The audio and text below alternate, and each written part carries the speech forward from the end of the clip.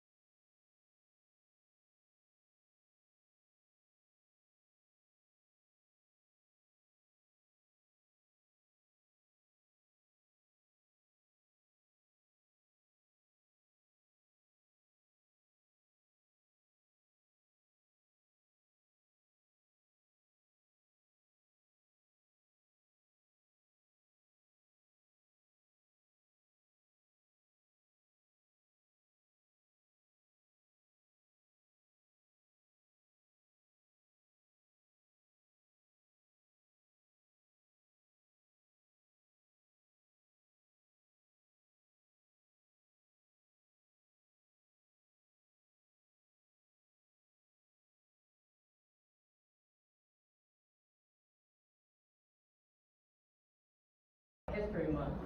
I wanted to bring that experience here to Washington County, and my partner, Rod Irish. We're partnering in this presentation today. We're very proud.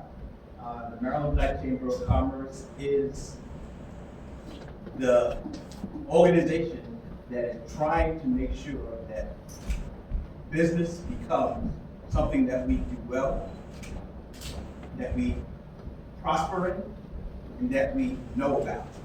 And we're trying to foster that throughout the entire state of Maryland. The organization has been in existence since 2007, and we are fortunate enough working with Rod and some wonderful people here to begin to have an impact in different counties. The most important thing that I can share with you is that our success is based upon economics. Being in business is the first step to controlling your own economics. And business isn't hard. We just have to learn how to do it. And because we are such talented and special people, once we learn the steps, then the success is there. And so we're really glad to be here today, and we encourage you to go to our website, which is marylandbcc.org. Take a look at our organization. Join if you want to, but join in whether you join or not. The most important thing is collectively, we can do this together. And again, economics makes all the difference in the world. And being in your own business, you're in control of your economics. Working with us will help make you successful in those endeavors. And success is something that we can all do. Don't forget what the media tells you, forget what everybody else tells you. And talk about small businesses failing. That's because small businesses don't have the support and the insight and the right people coming in to help them. And we hope to bring all of those things to small business throughout Maryland. Thank you for listening to me, and thank you for attending today. Good afternoon. My name is Katrina Wyan-Jurish, and I'm here representing the Maryland State Civil Rights Commission, and specifically the Western Maryland Advisory Board. So I joined the board about 2 or 3 months ago, so I'm a relatively new member. I am from Washington County, and we support everything from Frederick County, Western. So Frederick, Washington, Allegheny, Erie counties. And I just want to mention to you that the Civil Rights Commission is a state agency, and we're responsible for the enforcement of Maryland's civil rights and anti-discrimination laws. And Chair tells me that I'll have an opportunity to share some brochures, because part of what we want to do, our mission is to provide outreach so that anti-discrimination laws are abided by. And if there are issues, you know who to go to and who to contact to help make things right. So that's part of our public outreach to attend events like this, and Cherish gave you some history. This is exciting that it's the first event. I look forward to many more. I look forward to outgrowing this space and moving to even bigger spaces. So I'm glad to be here to be part of it. I've spoken with almost all of the authors. I haven't gotten around to everybody yet, but all of you have great stories, and I'm just really thrilled to be here on behalf of the Maryland Civil Rights Commission. Again, thank you all so much for taking the time out to attend this historic event. A special thank you to Ray Disney, clinical therapist with Rivers Edge Therapy and Counseling Services, for sponsoring this event. At the conclusion of the showcase today, we are going to have a celebration of freedom, just steps away in the shopping plaza at Elise Lounge. There you will have the opportunity to fellowship and support Black-owned businesses that are local and from our surrounding areas. I was very intentional when I collaborated and partnered with the authors that are being showcased today. Each author is a Washington County resident. Authors will come, they will introduce themselves, and then you will have the opportunity to ask them questions. Following that, the next author will be introduced and have the opportunity to do the same thing. We will first hear from author Sunday Dollar. Hello. My name is Sunday Dollar. I am a self-published author. I often forget that I'm an author until someone asks me about my book. I wrote my book back in 2000. It wasn't actually published until 2013 with the help and the guidance of my cousin, who is also an author. The book is about my life. I was a single parent. I was born on a Sunday. I had 14, my grandparents had 14 kids, 7 boys and 7 girls, who all argued over what my name should be. So, ironically, I was born on a Sunday, so Sunday was my name.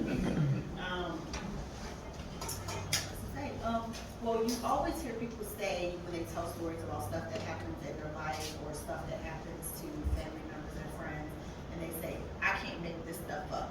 Well, this is what the book is about. Things that have happened to me throughout my life, that ironically, undeniably, God definitely had my life in his hands.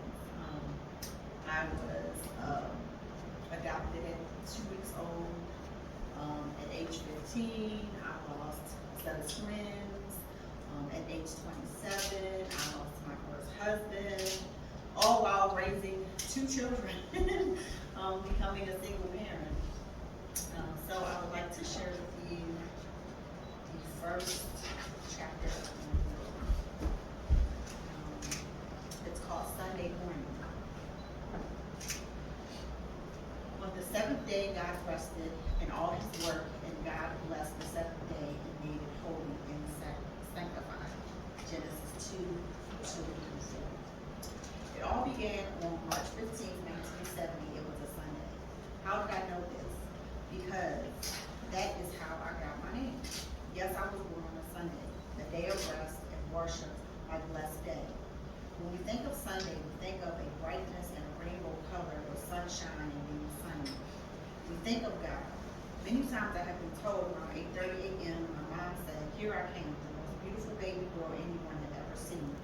The first granddaughter who had 13 aunts and uncles, all of whom would not agree what they should name me. Well, you guessed it. Because no one could agree, Sunday it was, and so I was. My godmother Nadine gave me my middle name, but that wasn't good enough. I was so special that I got 2 middle names. So not only did I get a day of the week, I got 4 names, Sunday, Brittany, and Michelle Parker. Can you imagine that? Growing up in the 70s, I remember the teens and kids sang the song from the television show Happy Days that started Sunday, Monday, Happy Days. Later in life, it will be a blessing. So right from the start, God had my life in his hands. Thank you. I lost my husband. I was born and raised in Frederick, Maryland. I left Frederick. I moved to Georgia, which was our original plan because my husband is a cousin of Pastor Creflo Dollar. So when he died, I kept forward with the plan that I knew he would. And I worked for Bank of America when I got to Georgia. I was laid off from Bank of America twice, back to back. I was heavy into church, going to church almost 7 days a week. Every day was something different, prayer, events, conventions. And my girlfriend kept telling me, you need to write a book, you need to write a book, you need to write a book, you need to put all this stuff in a book. So as I was asleep one night, I was awakened, and God gave me the title of the book, God Had Your Life in His Hands. And so I've been through things like, at age 15, I lost a set of twins. At age 16, my boyfriend was shot over me. Not at the time, we didn't know that it was over me, but that's what ended up coming out. I almost had a car accident, sneaking out to go to the club one night with one of my cousins, and a car came off the ramp, and I thought the car wasn't going to stop. I thought the car was going to hit me. So I swerved to get in the other lane, lost control of the car. I was spinning and spinning and spinning, and I yelled, Jesus, and then the car stopped, facing traffic on the side of the road. Just a lot of interesting stuff. Like I said, you can't make this stuff up. And God will always, and has always put me in the right place at the right time with the right people in the right season. So, hence, God has my life in His hands. Tell us a little bit about your marketing, your t-shirts and I am the owner, CEO, creator of a business called Sunday Styles. I do custom t-shirts and apparel, custom face shields. It started in the middle of the pandemic. My daughter, who is a blogger, people have asked her for merchandise. Her brand is Afro-Vocative. It's about, she does film reviews and TV reviews and discussions on Clubhouse. And so I started making the t-shirts for her.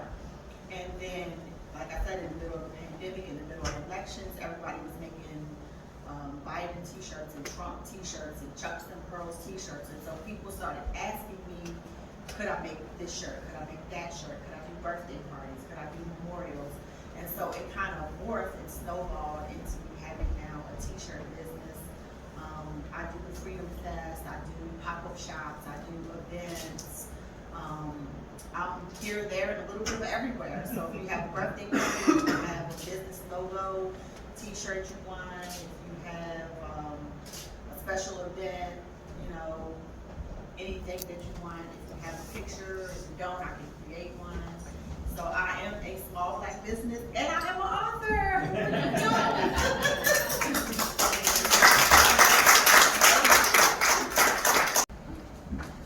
Hey everybody. Hello. I am Fred Chavis. I'm president of the Washington County NAACP. Also a former educator out here for Washington County. And also me and my wife, we have our own organization that we've just started called Liberation Inc. So when I was growing up, I used to watch horror stories all the time. I'm sure some of you are big horror fans, some of you may not even touch it at all. But when I was growing up, I believe that horror stories had to have some kind of monster or a vampire, or something along those lines, something that just looked insane. But then as I began to grow up as a young man, I began to realize that this world in itself is a horror story. Being a Black man in this country is actually a horror story because of the racism that is so entrenched in our system that is so normal.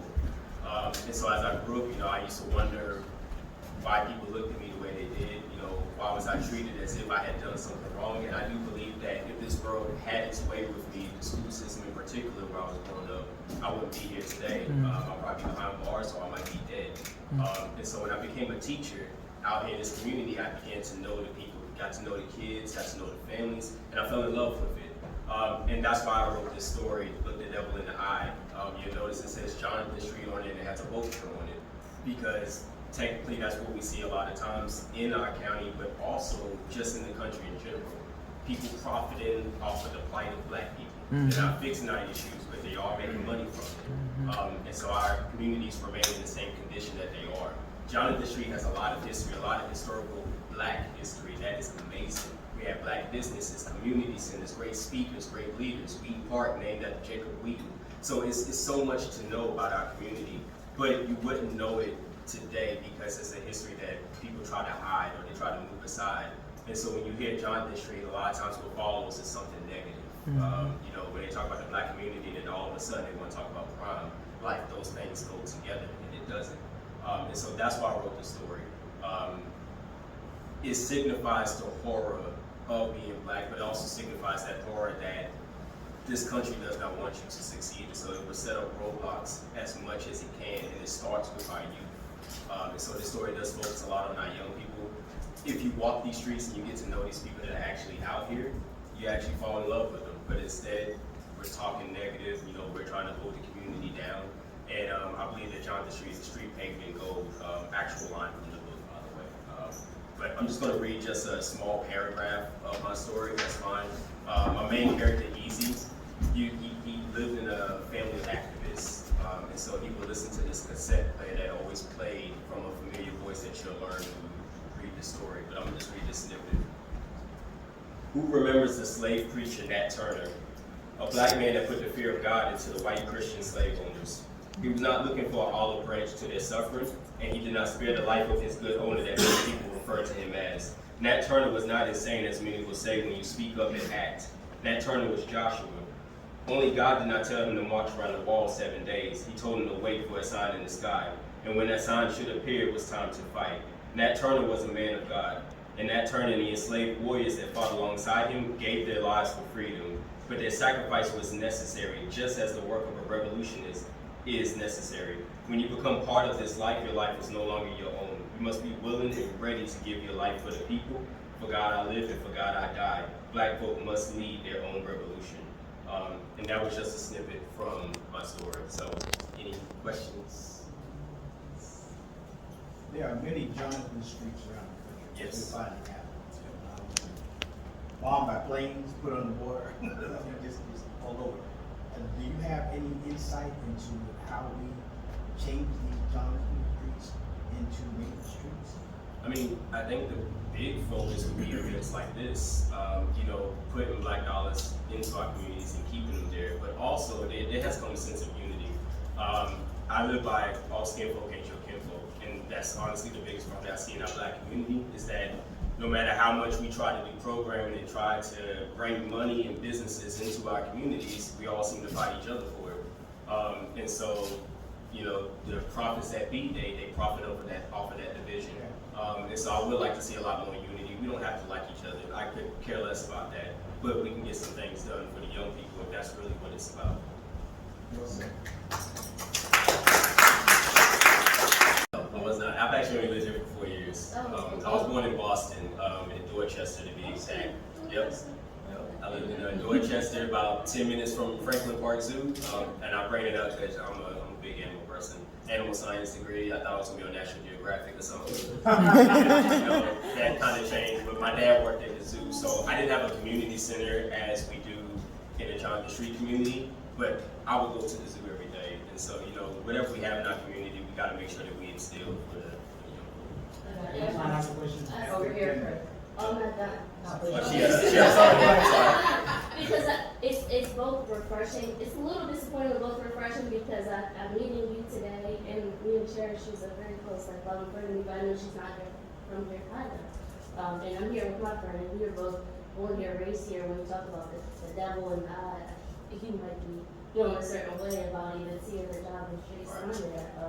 But it's just, I'm really enjoying this again, and hopefully I can talk to all of you a little bit more after. And just using this to speak a little bit, I'm Ray at Disney, I'm the clinical therapist.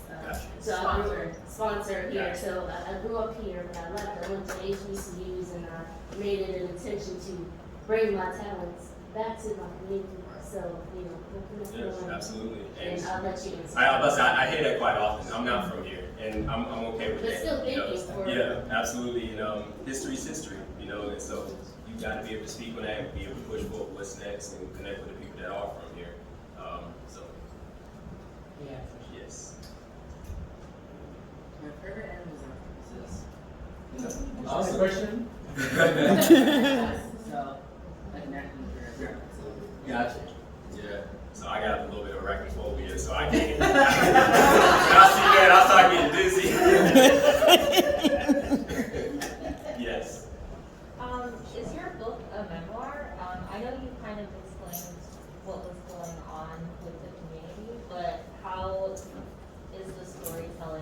reveal into So it's historical fiction. I do use a lot of historical elements, like you hear mention of the slave blocks and different things in my story, but it's a fictional story.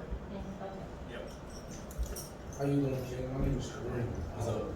Like she said, I'm born and raised on Jonathan Street. I don't know nothing else. Like, literally, that is my community.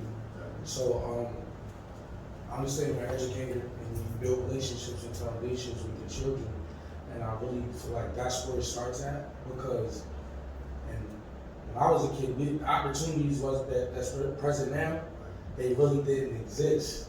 So, I just want to let you know I appreciate the fact that you're taking the time for the children, because they need to know that going to school, getting an education, that's cool.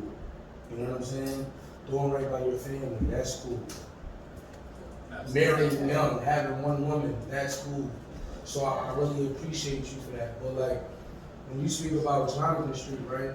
That's a tight-knit community. Like, everybody loves everybody. It was normal for me to get beat by somebody if I was acting up, and then to take me home to my mom. So it's not the negative is what might be what you might have saw, but like when I was growing up, that was there too, but it was more love than anything. Right. You know what I'm saying? It's more than that. Right. No, You said I it's historical fiction. yeah, right? yeah, it's historical fiction, and the negative part that I talk about is not the negative part of the community. It's what the outside says. Yeah, it's what the outside says. Because, like I said, once I did get out here and start getting to know the people, you feel that love, you know that, you sense that. I learned so much about the community just based on that, and just with the people I got to talk to that most people probably won't even talk to, because that's just how a lot of people are. But I got used to that, and so that's why I wrote it, because it's defending the name more so than trying to strengthen that stereotype of it. And it's interesting, him and I grew up in the same thing, but our stories are so close. Right. Like you were here, it's like the opportunities were there, but how do you know how to access them? Right. When you're trying to get food, or you're trying to get food, or you're trying And I'm gonna tell you, that's what that vulture represents in this story. The vultures that try to take advantage of that street rather than actually trying to put in some work. you don't say like, Just to add in, as a parent of a former student, Yep. you know, having, first of all, read your previous books that he bought with Chase. With Chase Cash. Yes, absolutely. But what I'm saying is, like, you know, seeing that attitude, especially for the year that he was the student in your class, you know, having someone with that attitude come in, and then also seeing your other outlook was something that I truly appreciate, you know, coming into and teaching the young kids.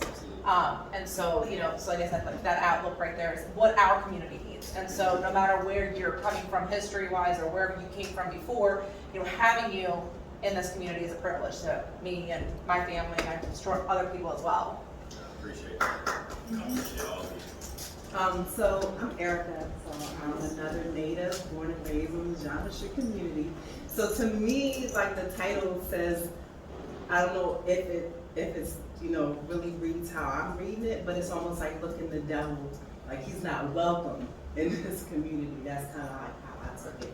Right. So, and also like I've known Fred for a while, and like literally if you don't know him, like he really came to the community and like hit the streets like immediately. So like she said, if you know him, it's like an honor, you know, because he's here for the kids, he's here for the community, and he's a really dope individual. I appreciate that. Thank you all. Appreciate you all for having me. Is that it for my time? Listen to things that they have been exposed to before, providing bridges for them to ensure their success throughout the years. And I mean, I think that's just the biggest thing. We're going to be working with the young people.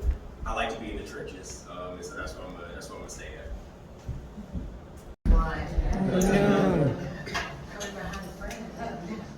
My name is Linda Brooks, born and raised in Hagerstown, Maryland. I've been an advocate out in the community for the last 20, 30 years. My background is health, fitness, and wellness. I wrote my book called Your Body, Your Brain, Your Blessings. I have my own fitness group and my own fitness center, which is Activities for Life Health and Fitness Training Center. So the way I got started in writing my book, because my background again is health, wellness, and fitness, I started with a walking group back in 2005. I'm always looking to work out, that's my main thing. But it started with one person, which was me. People used to see me out running and exercising, and they would ask, how can I join you? And so I told people through my churches, because I'm a faithful member in my church, Zion Baptist Church, you want to meet me, come to the Hagerstown Fairground. That one Sunday, I had 60 people showed up. So I knew that was God's calling for my life as far as to continue to promote health, wellness, and fitness. By 2005, it grew over the years. So I had my fitness center open. I had the book started. The book that I wrote, which is through Page Publishing. I also have my own weight management support group on Zoom due to the pandemic. So I'm out promoting health because we know not only in the African American community, high blood pressure, diabetes, all that is epidemic in all the communities, but mainly in the African American communities is an epidemic. So I promote not only the book, but I also promote health programs as well, working with dietitians, working with the doctors. I work for Emeritus in the Emeritus Hospital in the education department, and this is when I'm out on the journey teaching people how to take care of themselves, to be the advocate for themselves. A lot of times people don't realize that something's dormant in their bodies into years until they go to the doctor and they realize that they have stage 4 cancer or diabetic or high blood pressure, which is the silent killer. So my goal is to teach people how to be an advocate for themselves and learning how to take care of their bodies. Because we all know when we go to the doctor can write out the prescription, which is good, which you have to take heed to it, but the main thing is getting to the root cause of the problem.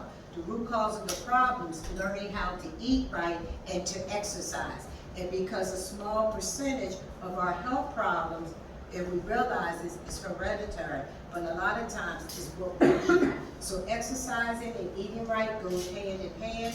And when I was writing the book, what people would ask me to do as a certified trainer as well and a health nutrition consultant, people would ask me, what should I eat? How should I exercise? So that was another reason why I started the book. My other goal is to come out under the umbrella of Activities for Life, Health, and Fitness, and with the book is to start my own magazine. So the book is all about, not only about weight loss, it's about encouraging how to live a healthy life. So it's not all about weight loss or weight loss or weight gain. It's an encouraging book to teach us how to be better advocates for ourselves. Because once we are advocates for ourselves, a lot of our health problems will go away. But you do still have to follow the doctor's orders.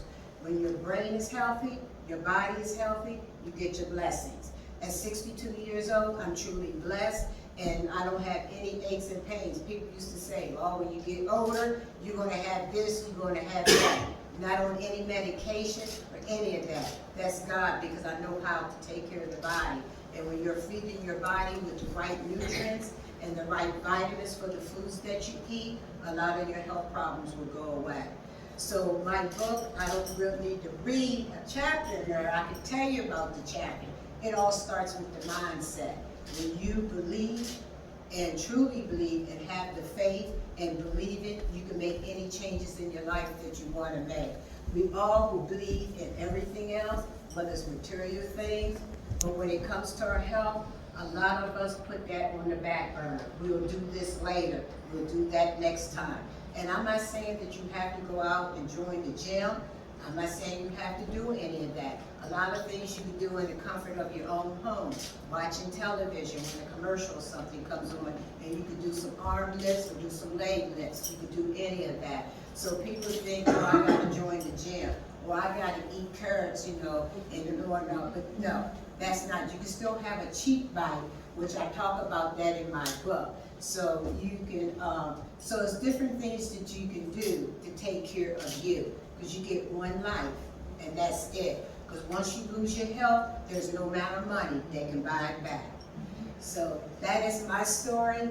If you have any questions, let me know. Again, under the umbrella of Activities for Life, Health, and Fitness, My next goal is to write my own magazine, which will be online. I also want to start working with recovering addicts, because we all know working with recovering addicts, the proper way to help them in their addiction is to eat right and to exercise. So that's in the planning stage as well. So if anybody has any questions, let me know. All right, my name is Shayla Norris, or now for Shayla Boyd. I'm originally from Mississippi, but I've been in the DC, Maryland, Virginia area for forever. I just moved to Hagerstown in 2015, and I've been here just about ever since. But I decided to write a book due to I had 20 years of prison hanging over my head, and I was a convicted felon. And by the grace of God, I never served not one day in jail. I was given 2 years of probation. And then at that moment, I realized that God is real, because not only did I accept the consequences for whatever was going to follow next, but I said, God, if you can get me out of this situation, I'm going to turn this story into glory. So I decided that, at that moment, I'm going to write about what I had experienced. So I turned my book into Humble Pie. And at Humble Pie, you do realize that each and every single one of us in this room has a story. Every single one of us has eaten that slice of humble pie at some point in our life. Whether you can choose to eat that and just suck it up and keep it moving, or you can sit down and woe is me all day. Whatever you choose to do, your story is just a precursor of saying that, look, this is what I went through and this is the choices that has followed. So I named it simply Humble Pie because I've eaten many slices before. And with my journey, I've just decided that, I've cast my own first stone, and I'm going to share my story regardless of what it looks like. So with that being said, I decided that there's 3 different stages in your life. The day you're born, the day you die. The dash in the middle, that's what you want to make epic. We celebrate the day that you're born. We celebrate by funerals the day that you die. But then it's the in-between time. What are you doing in between that's going to show people your legacy? When I'm gone and when I'm dead, this is my legacy. This is going to speak my words when I'm not here, when I'm 6 feet under. So I decided to read let me see, my chapter is called, What is Your Blueprint? So everybody has a story. I'm going to read that for 1 second. Let me find it again. I think I just lost it. Is this it? All right, hold on. 1 second. Okay. So this is actually chapter 19. It is called, What is Your Blueprint? Dreams. Write the vision. Make it plain. Habakkuk 2:2-3. Don't be most people. Most people don't achieve their dream, by Robert Kiyosaki. Great opportunities are not seen with your eyes. They are seen with your mind. Most people never get wealthy simply because they are not trained financially to recognize opportunities right in front of them. Also, Robert Kiyosaki. You must have a blueprint for your life. Where are you headed? When building your dream home, one of the first things an architect asks is, number 1, how much money are we working with? Number 2, what is your vision for your home? Number 3, then the foundation is laid. The foundation is key. Its purpose is holding the force of the entire structure, just like your body. From the knees down is the foundation holding your entire body. That's when you gain weight. Sorry. Normally you feel it where? In your knees. Well, at least I did. So, speaking of houses, we all know this children's story of the 3 little pigs. Same principle. There were 3 little pigs who were brothers. They all led their own lives, made their own coins, had their own houses. They had everything in control until trouble came to town. The big bad wolf. The big bad wolf first came to brother number 1's house, and his home was made of sticks. The wolf huffed and puffed and blew his house down. The little piggy ran as fast as his little stubs can carry him to brother number 2. They assumed they were safe. Because he lives in a house made of straw sticks, the big bad wolf followed them. There he huffed and he puffed and he blew his house down as well. The little piggy ran as fast as their little stubs can carry them to little brother or big brother 3's home. Now, brother number 3 was smart, the educated one. While he was building his house, brother number 1 and 2 laughed at him and said he had no style, that his house was boring, and he did not need all those bland bricks. But they are inside of their big brother's house, bland, solid brick house. As usual, the big bad wolf followed, standing in the window, shaking in their piggy boots and looking out for the BBW. Big brother remained calm in the kitchen, cooking up a piggy meal. They screamed and shouted when the wolf found his way to the doorstep. Big brother, on the other hand, wasn't stunting no wolf. He remained calm, fixing piggy plates, even brought over a fourth. The wolf took a step back and began huffing and puffing. The three little pigs began to get nervous. The wolf huffed and puffed again. Nothing was happening. He blew and he puffed and he puffed and he blew. To no avail, he ended up giving up. As Mr. Wolf began to give up and walk away, big brother number 3 opened the front door and handed him the fourth plate. Big brother's structure was so strong he had confidence in his vision. He thought it through well enough for just in case moments. On another note, how many of us would be willing to give our enemy a plate after they try to destroy our very existence? Tear down what we have worked so hard to build. Have you started your brick blueprint? What plans and preparations are you making towards the step needed for execution? And so when I read that, your blueprint, your lifestyle is your blueprint. The way you live your life, somebody's always watching you. When you have social media, you may not think people are watching, but everybody's always watching. So from this very book, I decided to create a planner, the Humblepreneur Planner. You hear people create the fashionpreneur, you're an artpreneur, you're an authorpreneur, whatever the case is. But my thing is, I'm a humblepreneur. I use all my struggles and I'm going to profit from it. Profit. So anything that you do in life, your art, your craft, you profit from your struggles, profit from everything that you have gone through. So in the meantime of you writing your blueprint, write the vision, make it plain. Write down, start scheduling appointments, show up. That's where your harvest will come, when you show up for an event. I don't care if you're the only one there. Your destiny could be waiting for somebody just to walk in out of the last minute, and that will be your contract. That can be, that next business opportunity. Whatever the case is, write it down. Then I've created the Dream Journal. I have always been, ever since I was younger, I've always been a writer.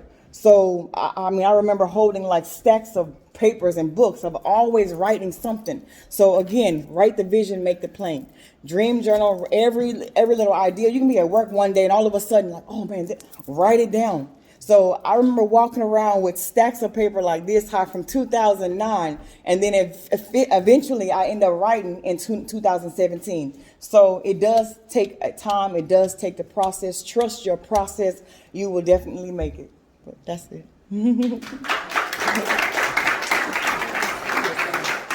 Question. Yes, sir. Are you a baker? No, that's why I did bake up this story. Well, first I started walking around like, oh, well, okay. And then I started baking earrings, and I'm like, is she a baker? Absolutely. I bake every day. So you make stuff? You're just not a baker? Not literally. Not literally. Yes, anyone else? Yes. What advice you would give to like a teenager? Trust the process. I'm actually a mother of 9 children. I lost one in 2019 due to SIDS. So I have 8 living right now. And I do have those teenagers. They're going through the different stages of their peer pressure. They're trying to follow this trend. They're trying to follow that trend. I wouldn't encourage them to necessarily dive into everything, but be free. School, I believe, takes away the ability for children to really think outside the box. They structure them to write this way. We're going to do this way. Everybody has to learn the same. Whereas I teach them whatever your craft is, whatever your art is, embrace that. If you're different, embrace being different. Embrace the fact that you're not going to be like everybody else. Embrace the fact that you may think differently. When I was younger, I was always teased because, number one, they said I had an accent, but I mean, I don't hear it now. But I was teased from having an accent. I was teased from, coming from a different culture, living down south. So as I was growing up, I really realized that, I'm different and I'm supposed to be. I'm not supposed to be like everybody else. And so that's what I encourage my children now, is to be different and walk in your purpose. Anyone else? Okay.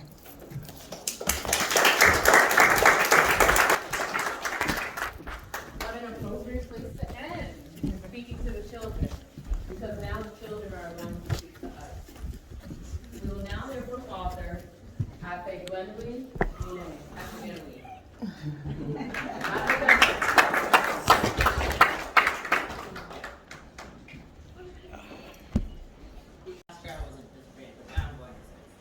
So, my book is about Princeton, who was turned into a superhero named Markman.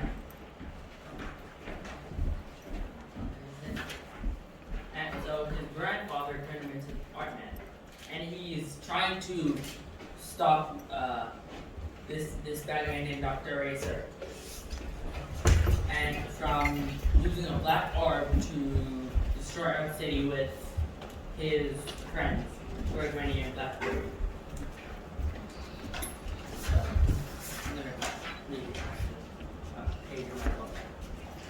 Paragraph.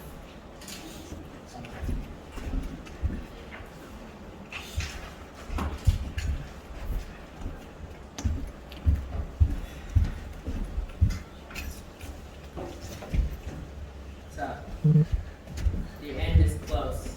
It was shortly after midday. The next day I had just had lunch and was back in my room, pacing up and down deep in thought. Suddenly I was interrupted by my sister, who came barging into my room. "Have you ever heard of knocking?" I asked. "No time," she said. "Quick, hand me $1, she said. "What for?" I asked. Mom said that if I have some money, then I could go to the mall with her, and Okay, I said, and just as I was about to give her $1, the ground shook underneath me as if there was an earthquake. "What was that?" my sister asked. "I don't know," I answered. Angel and I rushed towards my bedroom window. As we got closer to the window, we saw what looked like the biggest machine in the world. It was so tall and almost looked like it was right next to our window, even though clearly somewhere around the center of our city, possibly on Main Street.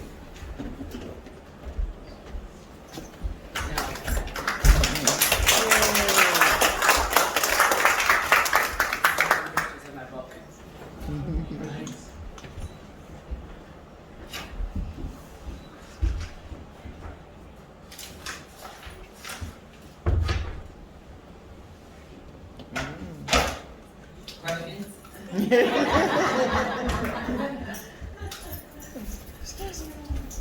Yeah. How did you come up with the idea for art camp? Well, my art teacher, Miss Coates, she told us to make a superhero, and so I made Art Man, but it was in pencil form, where it was a pencil. Now it's human.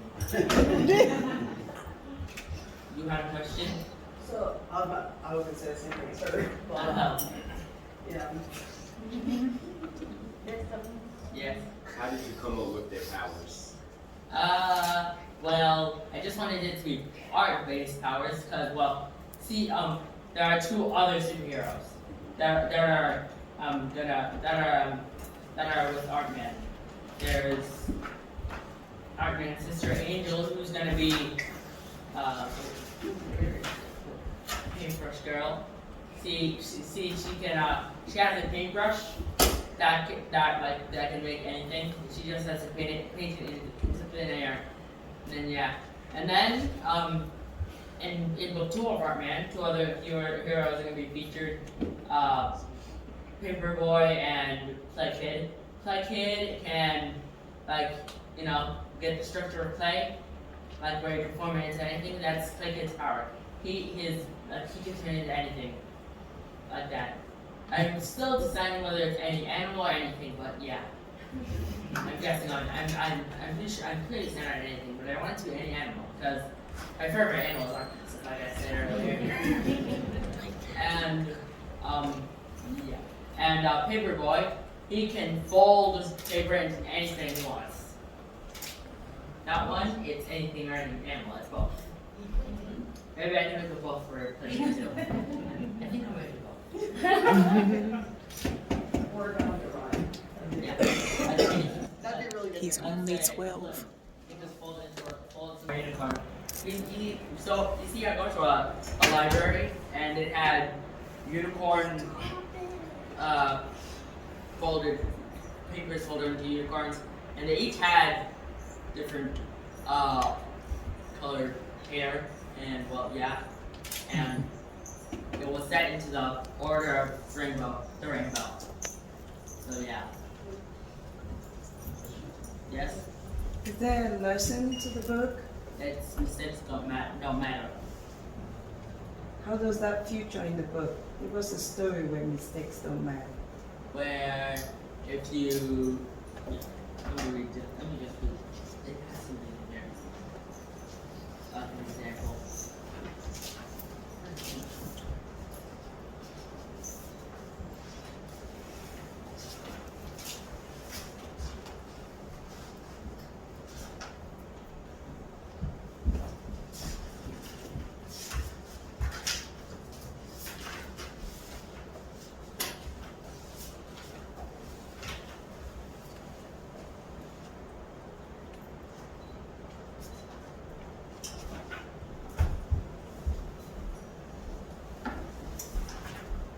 My mind seemed to time travel to the future with an older version of me, an artist working on a very important artwork, carefully sketching the view of the sunset on a canvas.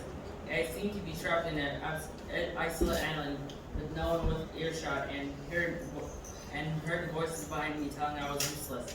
The voices were threatening to erase my artwork and destroy my canvas because my artwork was worthless.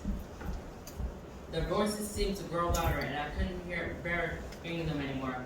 Filled with self-doubt, I threw the canvas and it stayed together with the paper behind me.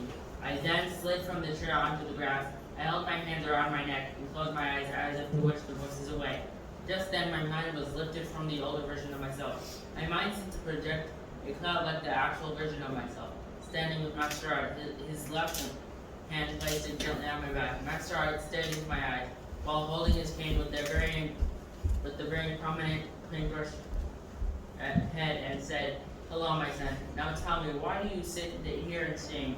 "Well, I had made a lot of mistakes I wish I could take back," I answered. "Have I ever told you the story of the boy who made a mistake?" he asked. No, I replied. "Well, it's about time I did," Master Art said. "There once was a man who loved art. But his friends made fun of the mistakes he made, so he gave it up. Then one day, someone came up to him and asked, 'Why are you so sad?' 'I'm a terrible artist,' he whined. 'And why is that?' the man asked. 'Because I make mistakes,' the man said. 'Why?' the person said. 'Did you know that mistakes don't matter? Mistakes are just like obstacles in life, and make you strong and better prepared to face bigger challenges.'"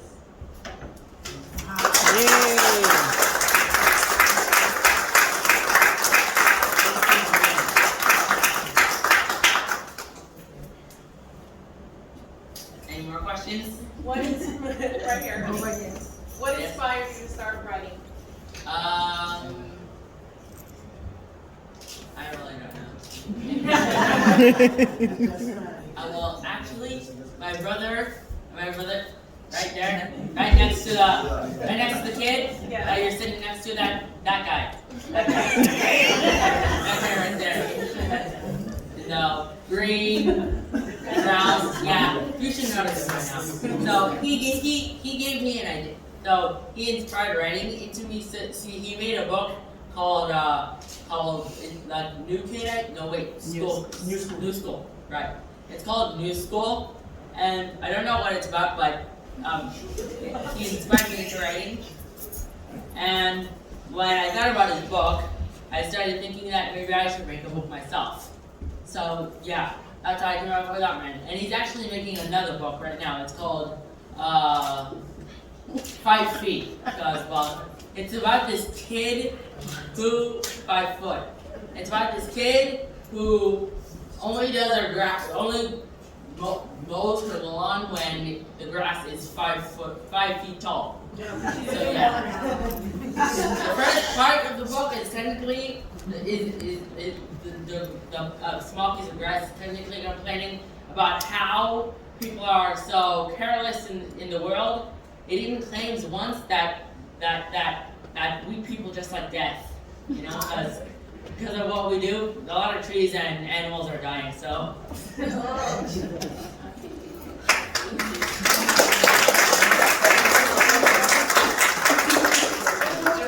Yeah. Yes. Thank you so much. You really like thrill me. What? You thrill me because at your tender age, you are sending a very, very important lesson to all people like your parents. That mistakes can be overcome in life. What inspired you? What made you see that perspective that mistakes are not the end of anything that you are doing, but they are just like obstacles that you can overcome? Well, a lot of people seem to make mistakes, and I hear that message a lot around here. So, and in other places. So I decided, why not? Wow.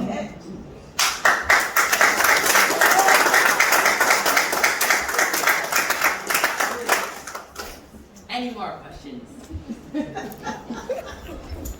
Yes. How long did it take you to write this book? I think I started in 3rd grade. Okay. So. No, wait, no, second. Oh, second. 3 years. Yeah.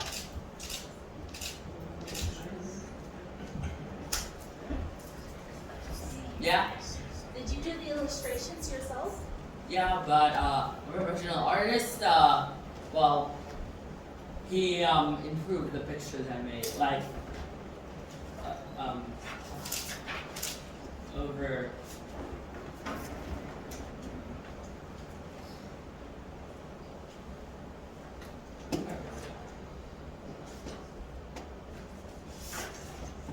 Over here on this page, it wasn't this right here. It wasn't just the machine and a blue sky. Like, you see, the machine was already turned on, and well, it was a dark and cloudy. The sky was dark and cloudy, and the $1 that competition was about to give to his sister was like flying all around out the window. So yeah, and a roof was flying. A tree was ripped from the ground. Yeah,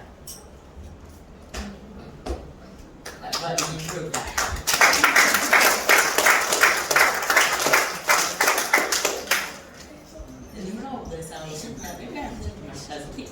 More and more questions keep coming. Yeah, I asked a lot of questions myself, so I can't blame any of you.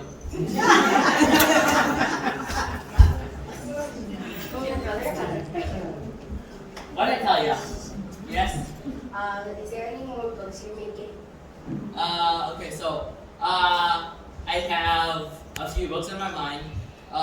One is called Labeled, another one is called Ugly Pug, and I'm making a book called Cuban Banana.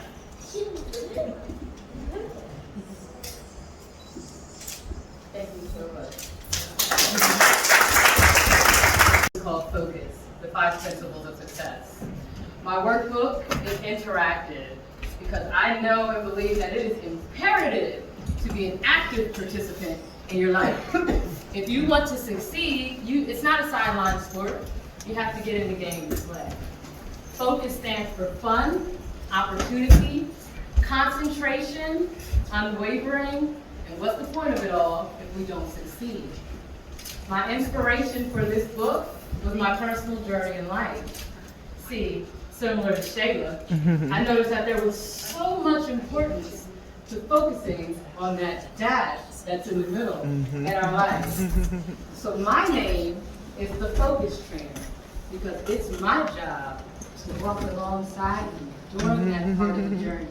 Those quiet moments when you start to question yourself and you're not quite sure where life is going to go, it's my job to help you to stay focused on what is important in life. I'm going to take a moment to read an excerpt from my book. And after hearing about art, man, I think it's time for us to have a little fun. Yes, I'm going into Miss McMillan mode if anyone is wondering. Put my glasses on, I'm going to do a little story time here. So this is from my first chapter for the first principle of success, fun. Because after we leave here, we're going to have a great time at the celebration of freedom, and we're going to have so much fun. While in the car, on the road to the amusement park, as I got close in proximity, we saw tall loops, twirls and circles that appeared to be kissing the clouds. I think to myself, wow, that looks amazing. I'm going to get on that one, and that one, oh, and that one too. I pull into the park, and I get into the parking lot, and I get out of the car. I gaze my eyes to the sky where I can see the silhouette of the roller coasters from a closer view. I walk into the park with one thing on my mind: roller coasters. I am extremely excited about getting on all of the roller coasters that I see and that I saw from the road. Then I find the roller coasters in the park using the amusement park's visitors map. It is now the moment of truth. I have found the first roller coaster. I get in line and I am immediately terrified. During the entire gruelingly long wait, in the hot sun during mid-July, I am literally shaking in my boots. Why I decided to wear boots in the middle of the summer? Who knows? I talk about how I am not going to get on the roller coaster during the entire wait because I am afraid. I mean, very afraid. I continue to spout phrases like, I'm not doing this, I cannot do this, and I am not going to do this. I finally move to the front of the line. The gate opens, prompting me to step forward and take my seat on the roller coaster. I walk to my seat with great hesitation. Then I take my seat and pull down the safety bar. A staff member then comes to check to make sure I'm secure and safe in my seat after I watch them do that, and I scream in their face, I am getting off! They look at me and giggle. I cannot believe I'm about to do this. The controller of the roller coaster proceeds to explain the rules of riding the roller coaster and wishes us a fun ride. While there is an electronic countdown running for the roller coaster to take off. I grab onto the handles slowly, close my eyes tight. The roller coaster takes off fast, then slows down as we go up on a large incline. I open my eyes and look down halfway through the escalation as we're making our way up, and I say, I cannot believe I'm doing this! Before I knew it, we were dropping down the first hill. I am both terrified and amused. As the roller coaster continues, I begin to be more amused and terrified. I then begin to have fun with the fear of the roller coaster. When the roller coaster ends, I'm disappointed because I had so much fun. I get off the roller coaster and say, I want to do that again. Then I'm reminded that it is time to move to the next roller coaster. Each roller coaster is different. And in spite of knowing that I will go through the same exact process, I learned that it is worth it because in the end, I will have fun with my fear. Let's make sure